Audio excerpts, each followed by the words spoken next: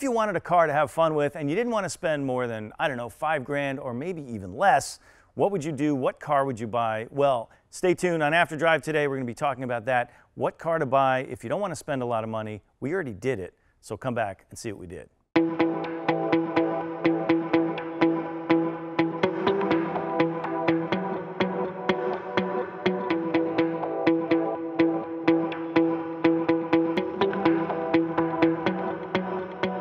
So on this show, we tend to talk about expensive cars, Porsches, Ferraris, and whatnot. But what if you want to start at the other end of the spectrum? What if you want to buy a car that will allow you to compete in some grassroots motorsports or just have fun wherever you are and whatever you're doing? Well, you don't want to spend that much. Maybe you want to spend less than $5 grand. And so we started talking about it here at Drive, and we decided that that was something that we were going to try to do ourselves and take you along for that ride. And so we've got Ryan Samancic right here, our resident dude who does all kinds of things like that. You hired me. And it's good to be on an After Drive here. Yeah, man, you haven't been on in a while. I haven't been on an After Drive. Ever? I've been behind the camera on an After Drive a lot. That's true. I've never been on the tire. Yeah, Ryan is, as you know, the host of My Life as a Rallyist. Has traveled all around the world having some rally car adventures, some expensive and a lot of them not expensive. So you know a lot about doing things. I know a lot about the shorthand, crappy, cheap budget. The shorthand, crappy, cheap budget, yeah. Which most of us tend to play in. Yeah, exactly. Let's talk about the project. What was it that we started out to do? And you've already gotten this going, right? But the main thing is getting a car that is going to be not only dynamically cool, not dynamically good, quick, and nimble, but also something that you can use to compete in not only a rally, but maybe a chump car, maybe lemons, you know, something, you know, there are a ton of new grassroots motorsports events happening, and you don't need a ton of money to go racing is really the point. All right. So the idea was to get a car that could do it all. And how many weird events that we can do that are kind of drastically different from one another. Right. Right. So we needed a platform that had kind of pedigree in everything, right? And something that was cheap enough that we could then kind of put little parts in here and there, but we're not really blowing our budget to make it a track car, blowing our budget to do drifting, or, you know, it could kind of do it all in the same similar chassis. Right, with just some modifications here and there, right. Like going from, you know, just like you might go from dirt to tarmac rally, you know, you can just make a few tweaks. Spring changes, nothing that we have to go crazy about. Right, and by the way, the car would have to be under $5 grand and closer to zero the better, obviously. And, you know, by doing all the work or most of the work ourselves or with help from friends, that we would be able to race it and have fun with it without breaking the budget, which is as little as possible at this point. That's like, when we're talking budgets, we're talking about like how little can we really spend on this stuff, right? Right. So tell me about the process, because you're the one who went out and found the car and bought it and started this process, right? I did all the research of, hey, what's the best platform? Now, we wanted rear-wheel drive. That was kind of something that was the first option to go for, and it was the best for, hey, chump car. It's going to be awesome for rallying, that kind of stuff. And hey, you can drift it. You can't drift a front-wheel drive car at a track. So we were looking at kind of, hey, 240 SX, Miata, E30, E36, and I mean, it was just so hard to beat the BMW community and the knowledge that they've covered all of that spectrum with BMWs for a very long time. So you know how, you know, I mean, there's no way to do this and pick a car without catching from somebody. So we're just going to go out and, you know, yes, we could. There are a lot of Japanese cars we could have picked, and they're all good. But I think the thing with the E30, and we keep sort of cheating to the rear, and that means that's the car. We'll get to that in a second. You know, there's something about an E30, despite all the hype that everybody's been really obsessed with E30s for years now. Right. They're just fantastically balanced cars. The engines are more complex than not, but pretty bulletproof, right? Yeah, I mean, from my experience, I'm not a BMW guy by any means. It wasn't a choice that, oh, I need to have a BMW because I know them. I don't know anything about this. I literally didn't know anything about an E30, and doing some research and asking some friends who know and stuff, and they tried to find me the right platform for what we were looking for. Right, because this is kind of weird for you. You're like a Subaru guy. Yeah, my most knowledge is, we're here at Broken Motorsports right now, and my knowledge comes from Subarus, which is what they work on. Right. So that's my most extensive, that and Toyotas. And right. I don't know anything about German cars at all, let alone an E30. So you have two motor options for an E30. So you have the 4-cylinder, which is considered the 318, and then you have the 325 cars, which is the 6-cylinder M20 motor. And this behind us is a 1988, which is apparently the good M20 motor. It's the 2.5 liter. It's the I think the first year they went with the 2.5. Well, there's the stroker, and then there's the shorter stroke, higher revving one. That's in the S and the IS, right? So that's this one. Yeah, this is the IS. The original, the E, was an economy-minded motor where it had a little bit more torque lower down. It didn't rev as high. It's a truck. It's kind of a, it's like a gas-powered diesel motor almost. Right. So I had to look at a bunch of them because, of course, here we're in the Northeast, and trying to find one that wasn't rusted was like the biggest issue. So I went in and I looked at 2 E's to begin with. So I drove both of them, and that's when I realized, oh, they're trucks. They're absolute trucks, right? But I looked at a red E down in Philadelphia from a guy who just builds BMWs. Like, he has a little shop, and he just does classic BMWs. And it was mechanically sound, but the entire car was a rust bucket, right? So underneath the floors, you could kind of tell, and like the rocker panels and, wheel well line, everything was just a little bit rusted. And I'm like, I think we're gonna pass. So I then looked on Craigslist a bunch more. I found this black 325E that looked really nice cosmetically.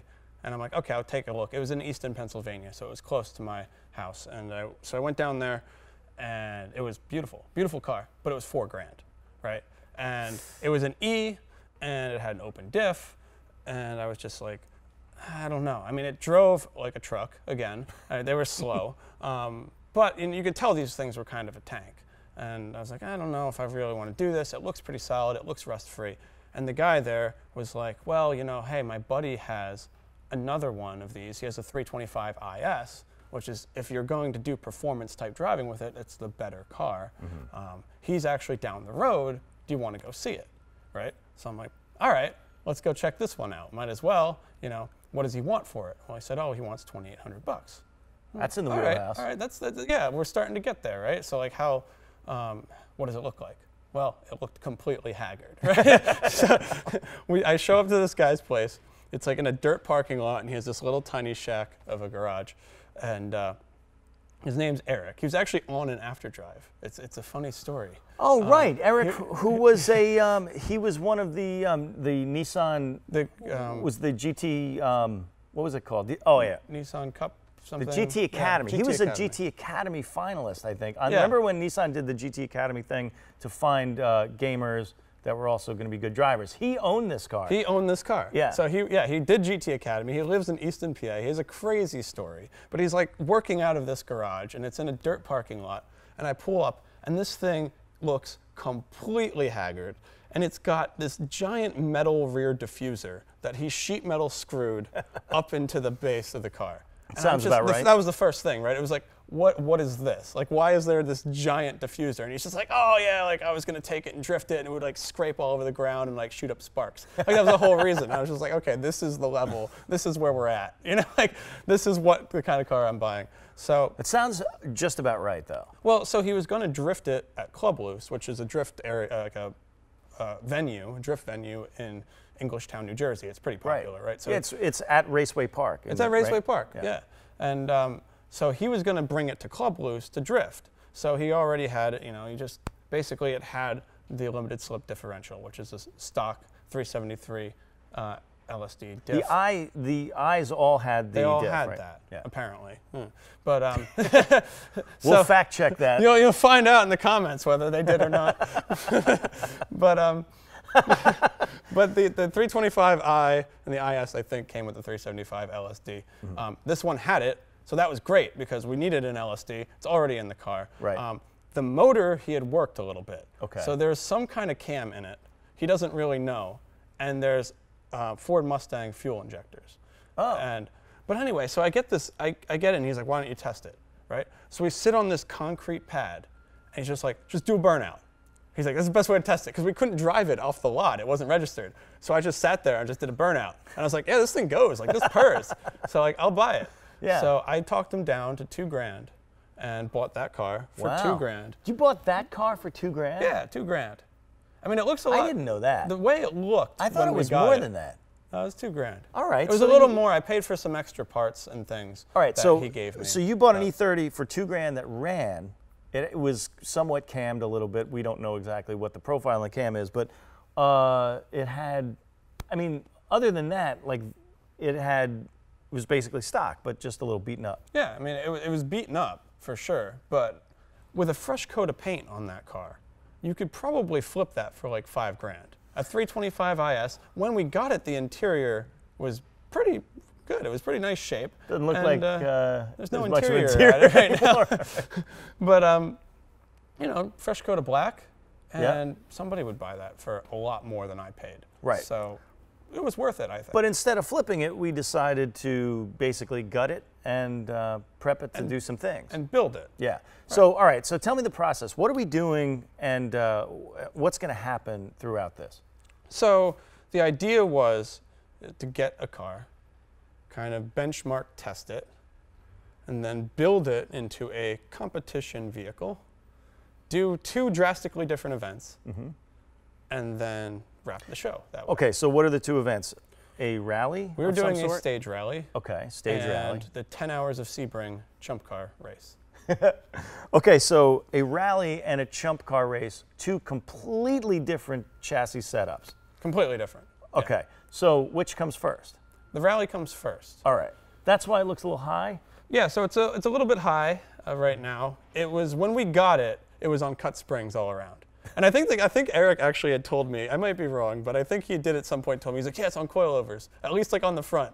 And we pulled it apart and it's just like on cut springs. So these are not coilovers. Not coilovers.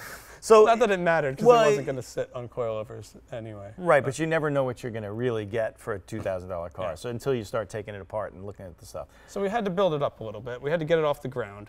And we're getting prepped right now as it sits for the rally. Okay. Right. So right now we have it on Bilstein HD struts on an BMW iX spring. So it's a bit longer of a spring. Okay. Gets it off the ground. The rear, that's about as high as the rear is going to be able to get. Okay. With the arm setup that the rear suspension uses. It's you can't really get it that much higher without subframe spacers. Okay. But the front's kind of high. It might go to stock. I might put it on stock springs on the front just to lower it a little bit for the rally. The iX front is a lot higher than I thought it would be. Interesting.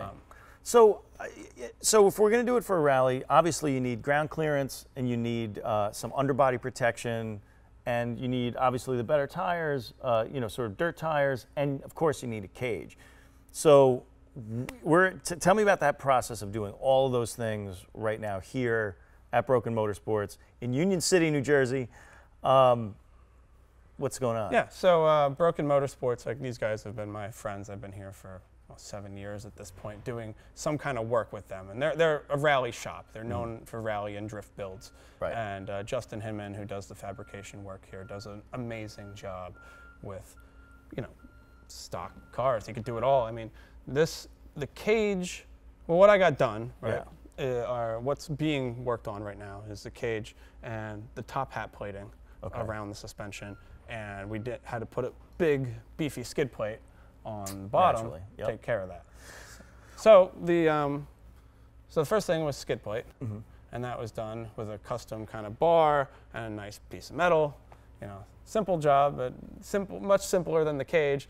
Top hat plating is just sheet plating over the top hats to keep the car a bit more rigid and doesn't, we won't blow through something in a rally. Right. And then the cage was really tricky because you had to build a cage that was legal for chump car, which that's not that hard to do.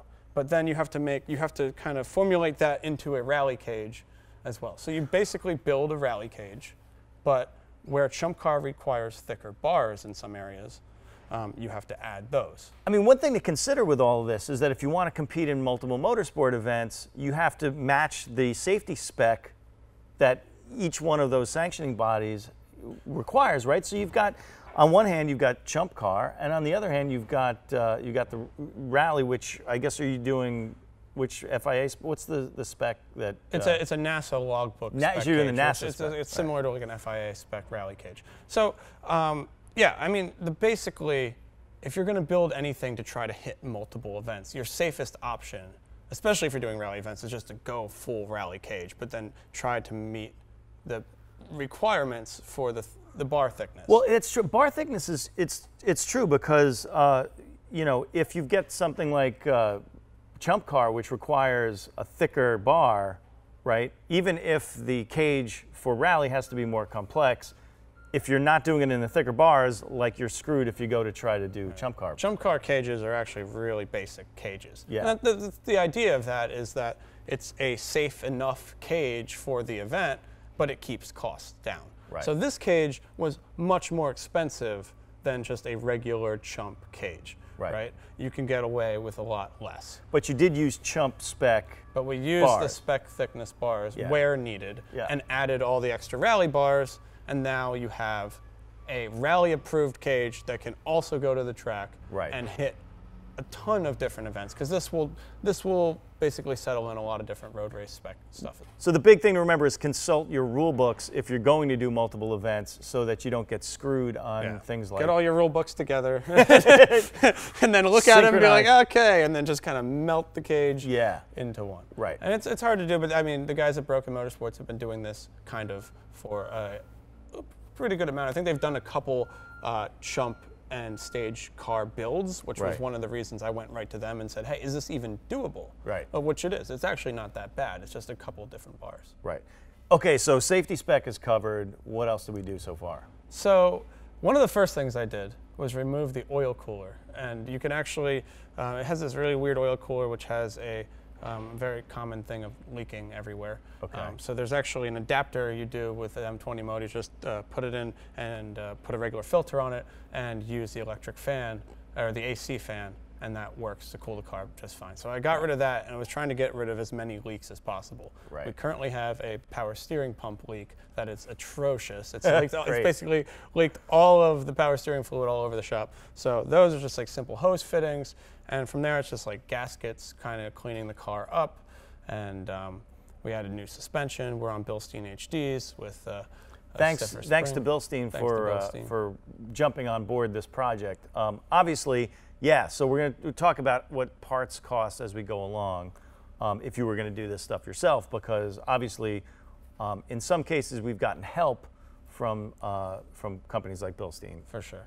But even the Bilstein HD shock is not an expensive shock. And I actually know somebody who runs a 325 IS right now as a stage car and runs that exact shock with stock springs and has done quite well. He ran New England Forest Rally with the car and it held up. So it's not, you know, you don't have to go full coilover, expensive coilover to really do these events. Like sure, you might blow one out here or there, but they are it's a decent suspension, and a lot of people are using them. So you have to really consider, you know, obviously other than the car itself, choosing the parts that are robust enough for whatever event you want to do. Right. And so the other things are just like, I mean, we still have to do these things, but we're trying to get some maybe poly bushings put in the car. You know, that is going to be more for the track setup. Because once we rally this thing is going to get rattled, and then we're going to have to regroup at that point and say, okay, how do we clean this up for track? Because you can rally something, you can drift it around, and if the thing's kind of not set up quite right, you can get away with it, right? Because you know, for us, we're just kind of putting through the woods, just having a good time, going sideways. And but once we get to the track, if we're going to Sebring, that's when we have to, you know, start really cleaning up, you know, brakes and, you know, bushings, and try to get a proper alignment on the car. I'm not actually sure what kind of suspension setup we're going to do yet. That's kind of consulting more of the Chump rules, because every time you add something in Chump, whether it be suspension or motor upgrades, they dock you points and you get penalty laps. All right, so we're down the road a fair amount in getting this car set up. for the first thing we want to do with it. Obviously, this is going to be a series of shows that we do following this process, right? What's your take on how this is going to go? I mean, are we going to really screw this up? Because like, there is a possibility of us completely screwing this up. There is. Oh, especially because the motor could just pop at any moment. Sure. Right, too, and then we're kind of in a big hole. We'll have to, yeah. Well, I mean, but that's what happens to people, right? So we'll have to just figure it out. Yeah, we just have to work with it. But I mean, it's kind of an arc where we start with it stock, and Spinelli and I have already played with it stock, and it was a blast. I think I just had a great time in that car. It's fantastic stock. Obviously, like we drove around it on weird spring setups and like Stance Nation. Yeah, we were at Raceway Park at Club Loose. You'll see that pretty soon. That's coming up. That's coming up. Yeah. From there, we're just kind of creating a track car out of it. We're borning a car. We're borning a car? A car is born. A car is born. All right, working title, A Car is Born. Yeah. Born a Car. Born a car? It'll be called something. Either way, you're going to see this car go through this process, and hopefully you're going to be doing the same thing at some point. And so if you're doing that already, let us know, and we'll feature what you're doing. And also, if you're looking to get started, hopefully this will help. Hopefully this will help, and then you can leave comments on whether it's helping or not, and what you think maybe we should be doing better, because obviously you guys know a lot of stuff too. So that's what's cool about cars, right? You can build something, and then you can do a whole bunch of different stuff with that car. And that's everybody wants to get the most for their money. Right. That's what we're trying to do. Stay tuned and watch the next stuff. We'll let you know when it's coming out. And Ryan Szymanczyk, thanks for doing this stuff. Of course. And you'll see more of us as we get through this process. See ya.